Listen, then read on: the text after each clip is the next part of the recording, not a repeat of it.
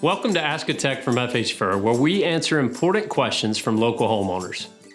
We recently received a question about whole home generators. With the increasing frequency of power outages, having a reliable backup power source is crucial for many homeowners. Two popular options are whole home generators and portable generators.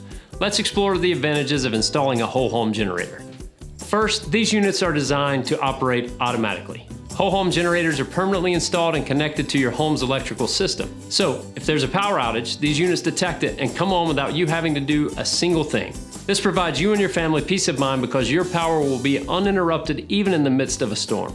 Next is the power capacity. Whole home generators typically have higher power capacities compared to portable generators. They can provide enough electricity to cover all of your essential appliances and systems in your home, ensuring comprehensive coverage during an outage. Another advantage is that many of the whole home generators run on natural gas or propane, eliminating the need for constant refueling. This makes them a convenient solution and a reliable solution for extended power outages. Also, the permanent installation of a whole home generator can enhance the resale value of your property. It has been proven in recent homes sold across the country that many home buyers see a significant value in having a built-in backup power solution. And finally, it's low maintenance.